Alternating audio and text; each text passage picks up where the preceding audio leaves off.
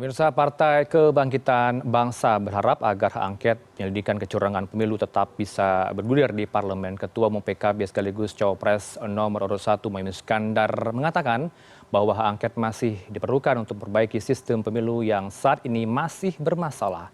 Sore ini bergabung bersama kami dengan Mbak Lulu Nur Hamidah, anggota DPR fraksi PKB, dan juga Bang Silvester Matutina, Wakil Ketua TKN Prabowo Gibran, dan juga bergabung Mas Ahmad Khoirul Umam, Direktur Eksekutif Indo Strategik. Selamat malam atau selamat sore ini, Bapak Ibu. Assalamualaikum. Selamat sore Mas Herano. Sore semuanya. Selamat selamat sore rasanya semuanya. narasumber pada sore ini. Assalamualaikum. Ya, sehat selalu. Mbak Lulu, langsung saja. Angket ini masih dikatakan oleh Pak Surya Paloh kemarin tidak relevan, jauh dari harapan. Respon Anda?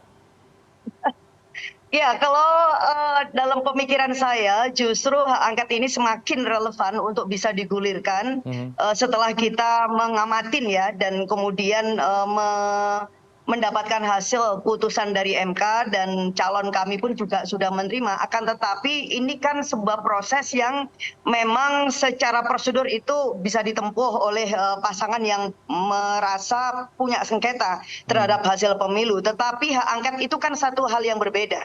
Dari sejak awal saya sudah mengatakan dulu bahwa hak angket itu bisa jalan bahkan bisa saja sebelum proses gugatan ke MK itu dilakukan atau setidaknya ya setelah MK itu dilakukan gitu. Karena apa? Karena kita memiliki tujuan yang sangat berbeda. Dan hak angket ini pertama ini adalah tindakan politik yang itu secara konstitusional memang bisa dilakukan oleh DPR dan ini juga dijamin oleh undang-undang. Nah, kalau kemudian DPR justru tidak melakukan sesuatu manakala terjadi apa yang kita anggap abuse of power, terlepas kemudian MK sudah memutuskan apa, tetapi jangan lupa ada 3 hakim MK yang sudah memberikan dissenting opinions dan itu mengafirmasi apa yang kita anggap bahwa selama ini terjadi abuse of power, politisasi bansos, bahkan kemudian juga mobilisasi ASN atau bahkan pejabat kepala daerah atau kemudian PJ-PJ dan seterusnya. Nah, ini menurut saya justru menjadi momentum bagi DPR untuk melakukan fungsi pengawasan agar tidak terjadi preseden yang berulang di kemudian hari. Apalagi sebentar lagi kita akan memiliki hajatan pilkada dan itu luar biasa sekali besarnya gitu. Nah, kalau kemudian ada sementara pihak yang mengatakan itu tidak relevan, saya kira justru saya tidak sepakat karena pertama angket kan belum diajukan dan kita akan terus konsolidasi. Hari ini saya masih tetap mengkonfirmasi teman-teman yang udah tanda tangan di internal PKB dan mereka mengatakan kita tetap sepakat mengajukan. Apakah ini akan berhasil atau tidak itu soal yang berbeda gitu. Ya. Baik, masih ada optimisme dari pihak Anda begitu ya, kalau PKS masih wait and see, kalau kita lihat Nasdem sudah negatif angket untuk digulirkan. Tapi kalau ini bolanya tergantung dari PDIP, Mbak Lulu, kalau Anda komunikasi dengan PDIP sejauh seperti apa? Karena kalau kita lihat perkembangannya PDIP masih jalan di tempat, tidak bergerak. Ya, tadi malam misalnya saya kebetulan sedang kunker ya di Bali dengan teman-teman di Komisi 6 dan saya juga bicara dengan elit PDIP dan saya mengkonfirmasi apakah PDIP udah mundur nih dari rencana untuk mengundurkan hak angket dan dia mengatakan siapa bilang belum tentu gitu. Justru hasil dari MK ini bisa menjadi materi yang melengkapi dan menguatkan tentang hak angket itu. Terlebih ketika 3 hakim MK itu sudah mendesak dan menurut saya ini agak sedikit prihatin ya kita ya karena kemudian ini kan seolah-olah DPR ini tidak ngapa-ngapain nih. Selama proses pra pemilu sampai kemudian setelah pemilu berlangsung, DPR yang belum melakukan sesuatu. Kerja-kerja pengawasan ini kan belum dilakukan. Maka kemudian yang menjadi pertanyaan kita memang ini cukup functional apa enggak gitu loh DPR. Mari menurut saya ini momentum bagi DPR untuk bisa menjaga agar demokrasi kita masih tetap bisa kita selamatkan dan tidak dianggap normal apa yang kita anggap sebagai bentuk-bentuk penyimpangan terhadap undang-undang. Baik, Mbak Lulu, saya mau ke Bang Silvester. Ini nampaknya kalau dari pihak Anda, gerilya Gerindra 02 masih belum mulus nampaknya ke PKB. Kalau ke Nasdem mungkin sudah mulus gerilya dilakukan untuk meredam angket. Bang Silvester. Ya, jadi memang komunikasi politik pasti tentunya ada ya antar partai. Hanya memang kami juga sepakat-sepakat saja kalau memang hak angket itu akan digulirkan apakah nantinya berhasil atau tidak, efektif atau tidak. ataukah memang nanti dalam penyelidikan mengenai kecurangan ataupun pilpres ini apakah memang benar-benar terjadi kecurangan atau ada abuse of power dan sebagainya. Saya pikir itu perlu pembuktian yang mungkin bisa lama juga ya. Jadi apakah hak angket ini menyasar ke siapa? Penyelenggara pemilu kah, Presiden Jokowi kah, menteri-menteri kah, ataupun pihak-pihak yang dituduh melakukan kecurangan. Jadi memang penyelidikannya menurut saya butuh waktu ya. Dan memang harusnya dari awal kita tahu bahwa dari KPU, Bawaslu, terus dan terakhir kemarin Mahkamah Konstitusi sudah mengatakan bahwa tidak ada kecurangan, apalagi yang TSM, walaupun ada dissenting opinion oleh 3 hakim MK. Tapi bagi kami masyarakat, ya kan, kami pikir kalau memang ini efektif dan punya banyak manfaat buat masyarakat, silakan saja. Tapi kalau enggak, ya kita pikirkanlah untuk agar pemerintahan ini bisa berjalan, kita juga sebagai warga negara bisa memajukan Indonesia begitu, yang tanpa ada suasana yang panas gitu. Mas Umam, saya mau ke Mas Umam, Mas Sylvester. Kalau telah dikatakan angket pemilu ini hanya untuk sebagai evaluasi pemilu 2024 begitu ya. Tapi kalau kita simak pernyataan dari dissenting opinion MK kemarin dari Saldi Isra dan juga 2 hakim lainnya sudah cukup rasanya diberikan dissenting opinion untuk mengevaluasi pemilu. Langkah angket sudah tepat atau belum, Mas Umam? Ya, tepat atau tidak itu sebenarnya bergantung pada kalkulasi politik di antara aktor-aktor politik di pemilu 2024 ini. Kalau kita cermati statement dari Mbak Lulu yang merepresentasikan dari PKB dan juga statement dari Pak Surya Paloh sebagai Ketua Umum Partai Nasdem, hal itu menunjukkan jelas sebagai sebuah indikasi terjadinya faksionalisme di internal koalisi perubahan per hari ini. Dan di saat yang sama besar kemungkinan di koalisi 03 kalau misal kemudian nanti P3 misalnya dinyatakan lolos oleh MK dalam konteks sengketa PHPU dari hasil Pileg, besar kemungkinan P3 juga akan merapat ke koalisi 02. Artinya dalam konteks ini tampaknya akan terus terjadi dinamika dan diakui atau tidak, menang di Mahkamah Konstitusi itu adalah kemenangan dalam konteks legal formal. Tetapi di saat yang sama, kalau misalnya hak angket kemudian digulirkan di DPR, maka ini akan menjadi sebuah forum pengadilan baru secara politik. Artinya pengadilan politik ini yang kemarin dimenangkan dalam konteks pengadilan Mahkamah Konstitusi berpotensi dianulir atau dalam konteks ini dievaluasi oleh kekuatan-kekuatan politik di DPR. Maka saya menduga besar kemungkinan Koalisi 02 telah melakukan komunikasi politik secara intensif untuk mengantisipasi ini, memitigasi situasi ini, supaya kemudian hak angket tidak berjalan di DPR. Nah, kalau misal itu kemudian bisa dilakukan, maka sudah terlihat ada tampaknya, Mas Heranov, yang harganya sudah cocok dan ada yang harganya belum cocok. Nah, salah satu situasi itu yang kemudian tampaknya masih menciptakan dinamika yang masih up down ke depan. Mbak Lulu, ini kan juga santer terdengar ya, ada informasi yang hangat dibicarakan oleh publik dan juga kalangan media. Ada isu soal deklarasi dukungan dari PKB terhadap Prabowo Gibran. Tapi nanti dijawab setelah jeda berikut. Pemirsa, tetaplah bersama kami. Dialog kami lanjutkan setelah program Top Update berikut ini.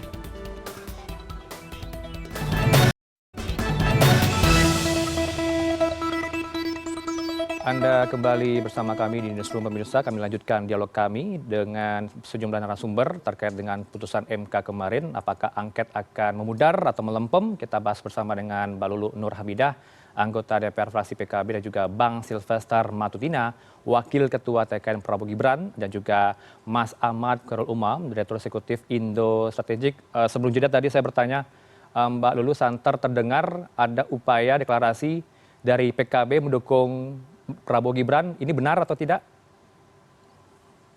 Ya, saya belum tahu ya kalau soal mendukung Prabowo Gibran mendengar. Tetapi kalau sikap negarawanan yang ditunjukkan oleh Pak Muhaimin selaku calon wakil presiden yang menerima hasil putusan MK, saya kira kita semua mendengarnya. Dan itu yang terkait dengan sengketa pemilu. Ya, tetapi kemudian yang saya katakan yang terkait dengan hak angket itu adalah soal yang lain. Ini menyangkut tentang kerja DPR, tentang fungsi pengawasan dan hak konstitusional yang memang diberikan kepada DPR untuk melihat menyelidiki bila mana ada dugaan-dugaan di mana kekuasaan itu dijalankan secara tidak tepat gitu loh selama proses Pilpres kemarin. Dan ini menurut saya dua hal yang bisa kita pisahkan. Baik. Nah, kalau kemudian kaitannya dengan Pak Muhaimin kemudian juga Mas Anies, sebenarnya ini kan paralel ya, dan mereka sudah menyampaikan statement yang bisa menerima walaupun kemudian ada beberapa catatan yang juga disampaikan oleh berdua. Saya kira itu tidak ada yang perlu diperdebatkan. Baik. Dan itu yang kemudian juga kami hargai dan kita belajar dari sana. Tetapi DPR nih Mas, yang kemudian kita pertanyakan apa yang kemudian seharusnya dilakukan oleh DPR. Ini lembaga yudikatif sudah melakukan kerjanya, tetapi DPR tidak melakukan fungsi apapun gitu loh. Dan ini menurut saya justru mengerikan karena kita akan menuju kepada pelemahan demokrasi yang sangat serius, manakala lembaga yang seharusnya punya kewenangan melakukan pengawasan tapi kemudian tidak melakukan sesuatu. Nah, menurut saya ini yang kemudian menjadi pemikiran hak angket ini memang tetap perlu dan menurut saya menjadi kebutuhan bagi bangsa Indonesia. Itu aja. Kan tidak dimaksudkan untuk menganulir hasil putusan MK itu. Baik. Tetapi kalau kemudian ada nyata-nyata dugaan pelanggaran undang-undang dan itu ranah DPR untuk kemudian melakukan penyelidikan dan mungkin pada akhirnya harus menyatakan sikap. Baik, Bang Silvester, terima kasih ya konfirmasinya Mbak Lulut. Belum mendengar soal deklarasi PKB ke Prabowo, nanti kita akan coba tanyakan ke pihak lain dari PKB juga tentunya. Bang Silvester, kalau upaya rekonsiliasi tentunya akan kerap dilakukan oleh sejumlah elit politik begitu ya. Apakah tidak ada jadwal juga antara PKB, pihak Anda 02 mengajak Ibu Megawati bertemu dengan Caimin atau 02 bertemu dengan Megawati juga di waktu yang sama? Saya pikir sih pasti ada upaya-upaya menuju kebaikan ya, rekonsiliasi dan silaturahim. Hanya tadi saya juga menggarisbawahi Bu Nur Hamidah, saya sangat salut juga kalau memang hak angket ini ditujukan agar kinerja DPR ada di mata masyarakat. Itu sangat baik. Tapi yang kita khawatirkan juga ekses politiknya ini akhirnya bias kemana-mana atau hanya untuk sebagai posisi tawar ya. Karena kue kekuasaan ini sangat menggiurkan, baik untuk yang menang maupun yang kalah. Jadi kalau memang benar-benar hak angket ini mau ditujukan untuk perbaikan, ya kami sih mendukung saja. Tapi jangan sampai juga akhirnya seperti Pak Surya Paloh bilang tadi, hanya akhirnya layu sebelum berkembang atau hanya untuk kepentingan posisi tawar-menawar kue kekuasaan saja. Itu yang kami khawatirkan. Oke. Mas Umam, ini juga selain ada isu yang menyatakan ada deklarasi PKB mendukung Prabowo Gibran dalam waktu dekat, ada juga isu yang terdengar bahwa Ibu Mega sudah ketemu Pak Jokowi. Nampaknya rekonsiliasi sudah jalan tapi senyap-senyap saja. Respon Anda? Ya, rekonsiliasi tentu menjadi harapan dari semua pihak. Baik dalam konteks substantif maupun dalam konteks kalkulasi kepentingan. Terutama pasca putusan MK, ini akan memberikan legitimasi politik dan juga konstitusional untuk mengatur ulang sekaligus menegosiasikan, mengkompromikan kepentingan-kepentingan yang ada. Apapun tadi, informasi apakah itu spekulatif ataukah memang justified, namun diakui atau tidak, manuver-manuver itu akan terus dilakukan. Nah, adapun sekali lagi terkait dengan konteks hak angket, betul tadi yang disampaikan oleh Pak Silvester, bahwa dalam konteks ini jangan sampai kemudian menjadi bargaining position. Dan hal itu tampaknya terjadi begitu clear dalam konteks tertentu. Meskipun juga di saat yang sama harus ada pembuktian. Jangan sampai ini hanya bluffing belaka. Karena bagaimanapun juga, kalau misalnya kita merujuk ke Undang-Undang MD3, sebenarnya sangat kecil, sangat ringan itu untuk mendaftarkan. Hanya butuh 25 anggota DPR, lebih dari satu fraksi. Nah, kalau misal memang bisa dilakukan, kenapa PKB dan PAN misalnya, atau maaf, PKB dan PKS misalnya, tidak mengajukan itu? Dan nanti kan soal kemudian gol atau tidak, kita lihat saja di paripurna siapa partai politik yang memiliki political will yang serius dalam konteks mengegolkan hak angket ini supaya kemudian tidak menjadi spekulasi masyarakat. Ya, Apa baik. ini Baik. menjadi alat legitimasi Ya. atau alat bargaining position Oke. supaya kita juga tidak terombang-ambing oleh situasi yang tidak menentu seperti itu. Ya, silakan respon Mbak Lulu. Political will dari PKB Ya, nanti. justru itu yang ingin kita mau respon, bahwa kita ingin memberikan kepastian kepada publik, dan pada akhirnya nanti masyarakat yang kemudian akan menilai ya siapa yang sebenarnya sedang ingin memainkan game di sini. Kalau dari awal PKB punya keyakinan hak angket ini itu penting dan ini baik dalam rangka demokrasi kita bisa terjaga dan juga jauh lebih sehat gitu. Dan dari awal diskusi kita di internal PKB juga kita memiliki tujuan yang sangat mulia sebenarnya dengan hak angket ini. Tetapi memang secara prosedural mau tidak mau ini kan harus dilakukan minimal 25 orang. Makanya kenapa kemudian saya sudah mencoba melakukan langkah-langkah pendahuluan dengan menggaleng dukungan dari teman-teman di PKB. Saya berkali-kali mengatakan nanti ada kesempatan saya akan tunjukkan ya bagaimana teman-teman di internal PKB dalam jumlah yang cukup itu sudah melakukan signing, Mas. Udah tanda tangan, tetapi kita memang tidak bisa sendiri. Berapa ini jumlahnya, kebetulan kita Bu Lulu? sedang reses, tapi Sudah lebih 25 kah? tetapi kita akan coba lakukan semacam komunikasi dengan partai PKS minimal, apakah mereka benar-benar akan maju. Sampai saya pikir kalau memang tidak bisa minimal 1, apakah kemudian hanya PKB sendiri yang submit, walaupun kemudian otomatis itu akan ditolak karena memang tidak memenuhi prosedur. Tetapi ini harus kita lakukan. Ya. Ini harus kita lakukan gitu. Ya. Ya, silakan ditanggapi Bang Sylvester. Ya. Saya sepakat dengan Pak Kunto Adi ya, political will-nya. Nah, itu yang penting. Tapi kalau menurut hemat kami, PKB ini kan adalah bagian dari pemerintah. Nah, kalau memang political will-nya benar-benar, coba dong tarik menterinya dulu sekarang. Nah, ini yang saya melihat. Apakah PKB berani menarik menterinya setelah itu melakukan hak angket itu? Nah, itu yang masyarakat mau lihat. Ini benar-benar memang untuk supaya perbaikan yang dituduhkan selama ini, atau hanya sebagai bagian dari bargaining position. Itu yang ingin kita lihat. Tapi sebenarnya tidak relevan Bapak, karena memang ini adalah ranahnya legislatif ya. Jadi ini kan ada 3 pilar demokrasi yang sama-sama memang harus kita jaga. Dan saya kira saya juga tidak perlu konsultasi dengan menterinya PKB, itu terserah Pak Jokowi. Karena begitu dipilih oleh Pak Jokowi itu sepenuhnya adalah hak Pak Jokowi, mau itu dilepas, mau itu dipertahankan, atau mau diganti. Jadi jadi kerja-kerja politik DPR menurut saya ini perlu dilakukan, dan saya kira ini pasti akan baik lah, termasuk juga misalnya untuk Pak Prabowo. Jadi secara konstitusional saya kira, dan menurut saya beliau akan sangat nyaman meneruskan nanti pemerintahannya setelah Oktober, begitu proses politik di DPR juga selesai gitu. Kenapa? Karena tidak dibayang-bayangin dengan tudingan bagi sebagian orang bahwa memang ada proses yang mengiringi selama Pilpres kemarin, dan itu sesuatu yang tidak baik gitu. Nah, apalagi kemudian ada dissent opinion dari MK. Ini bagi saya ini sesuatu yang luar biasa karena belum pernah terjadi dalam sejarah Pilpres di Indonesia. Nah, ini perlu direspon oleh DPR. Saya bilang sekali lagi, ini kaitannya dengan fungsi DPR, ya, fungsi DPR. Saya tidak berbicara yang lain. Nah, ini silakan Ibu Puan nanti merespon gitu. Baik, Mas Umam ini kan ya silakan. Boleh kan di PDIP ya Mas Umam ya. Jangan sampai kita terjebak dalam politik pingpong. Itu sudah cukup menghadirkan ketidakpastian. Yang terpenting, kalau misal kemudian ada elemen kekuatan politik di DPR yang ingin mengajukan hak angket, segera untuk koordinasi. Kalaupun kemudian tidak ada fraksi yang berani, saya pikir yang disampaikan dulu cukup relevan.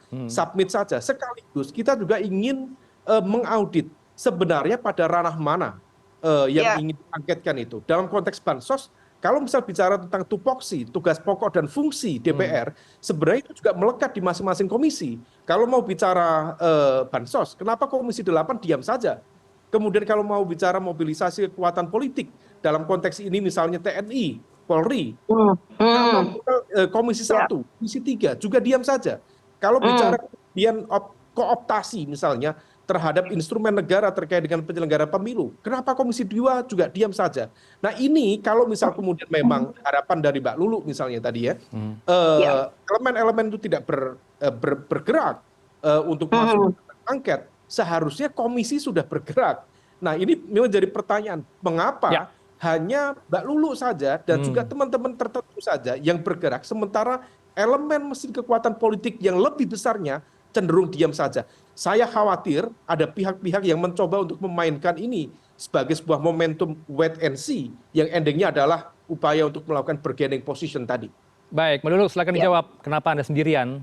Ya, saya berharap saya berharap benar-benar bahwa DPR ini punya momentum untuk menjaga marwahnya dengan sebaik-baiknya. Sekali lagi saya mau mengatakan, dari berbagai survei yang terkait dengan institusi-institusi demokrasi, DPR ini kan selalu berada di bawah nih gitu loh. Tetapi ingat ketika ada survei yang dilakukan oleh Kompas pada waktu itu ada 62% lebih loh rakyat Indonesia yang memberikan dukungan hak angket, dan itu termasuk juga pendukung Pak Prabowo. Makanya ini kan nggak selalu ada kaitannya apakah ini yang kontra dan kemudian pro terhadap pasangan salah satu pihak. Tetapi bahwa sebagian besar rakyat Indonesia memang ingin bahwa demokrasi kita ini dijalankan dengan benar, dan kemudian lembaga-lembaga demokrasi ini juga melakukan fungsinya dengan benar. Karena apa? Karena ini pasti akan menjadi jebakan juga di kemudian hari kalau sampai misalkan lembaga sebesar DPR dan sepenting DPR kemudian tidak melakukan fungsi pengawasannya dengan benar.